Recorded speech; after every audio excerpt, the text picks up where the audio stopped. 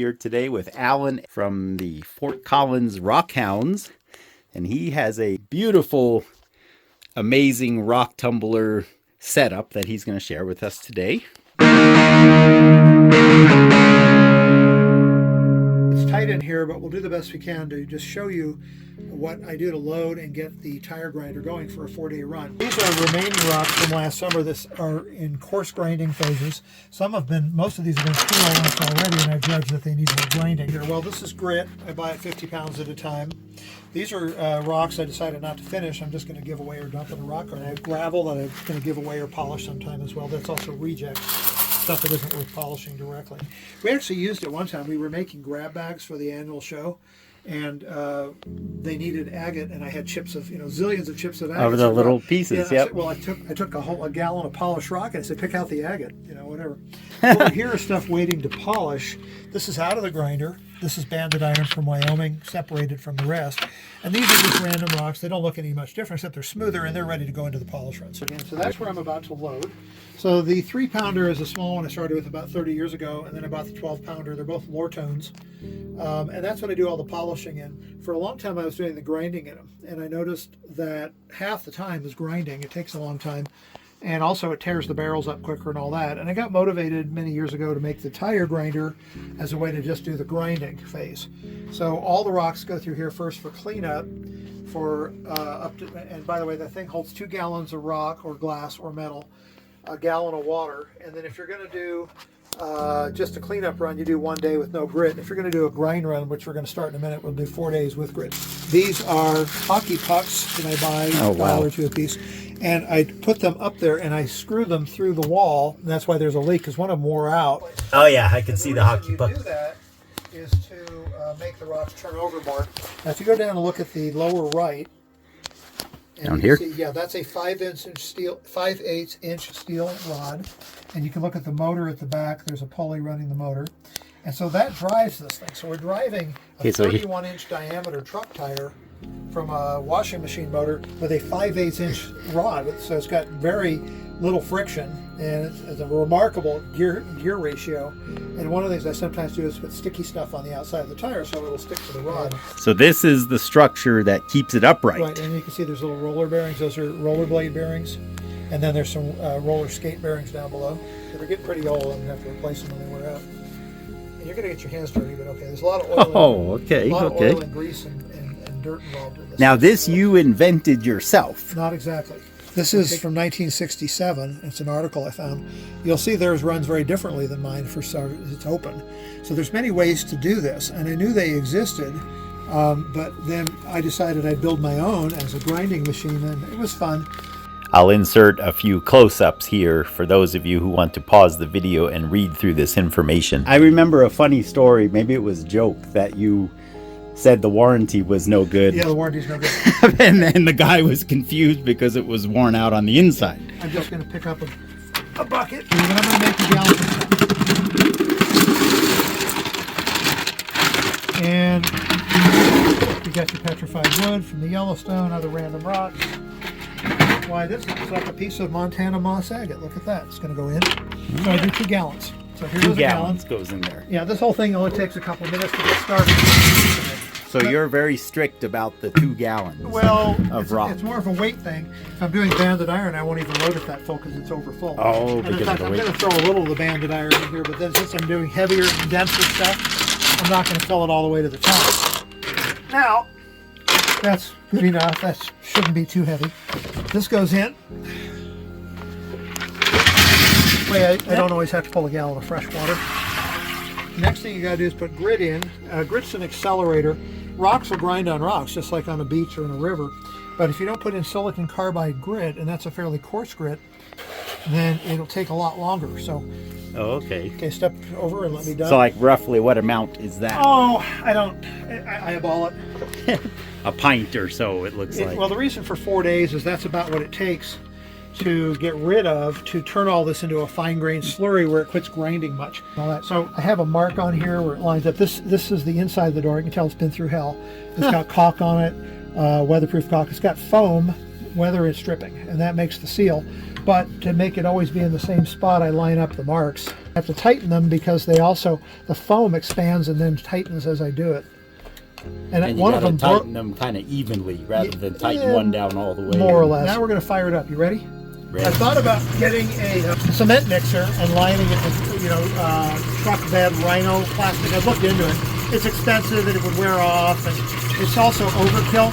One of the general problems, and you can narrate this later as well, with any tumbler is on the one hand you need to be able to get into it, but on the other hand you need it to be a sealed unit while it runs or it leaks like crazy. I think you said you get like 3,800 miles off of a tire. Something like a few thousand miles. Yeah. The reason I know 4 days is I've experimented when I first started doing it with opening it up after it. If you open it, you got to really do a lot of cleaning to get it sealed up again. So you don't want. So you don't want to open it too for soon. No good reason. Yes. Okay. But then you feel the grit. You go, hey, 3 days I still feel a little grit. 4 days I don't feel anything.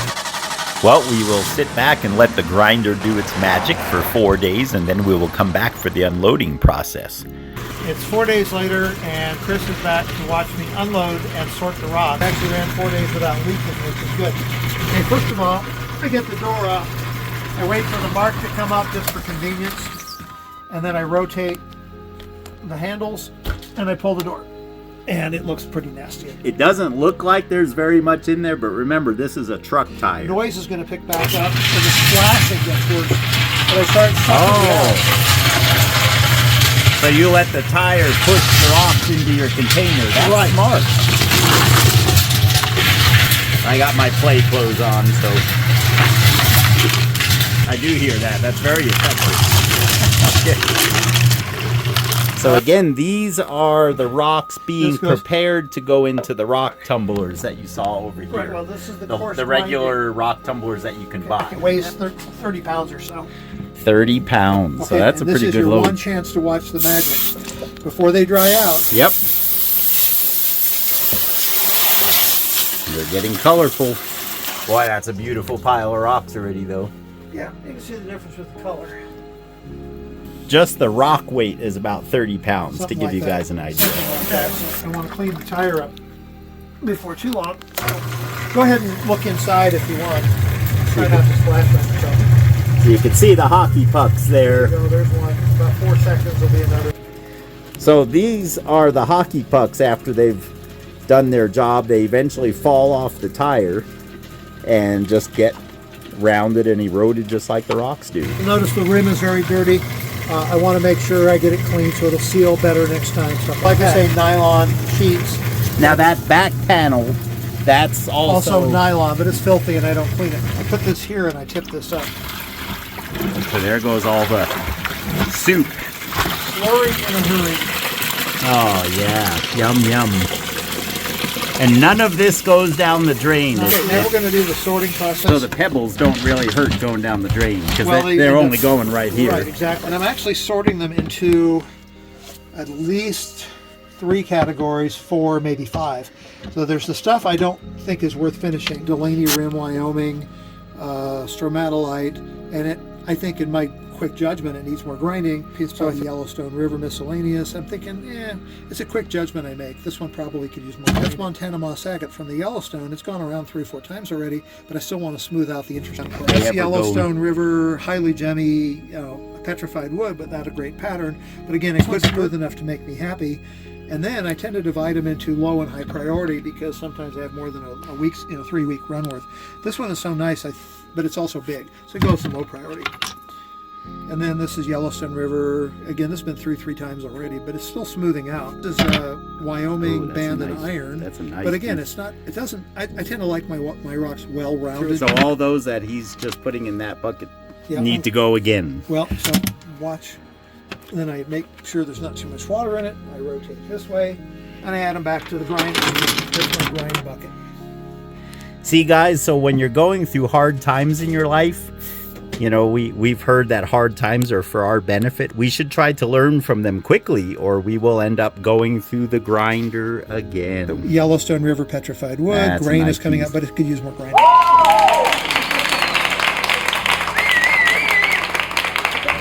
Once I get down to about 1 quart container left, I stop and leave it for later. Leave it for another day. See That's how what's it is. good about rocks. We could always leave them for Well, another day. they sit around for billions. So of years. these are the ones that need to be ground again, right, Alan? Yeah, yeah. In my opinion, I'm the sole arbiter.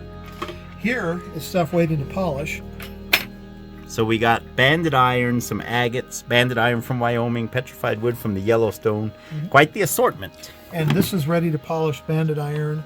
There's some banded iron here, but I'm not going to separate it all out. Well, here, this piece is easy to throw over here.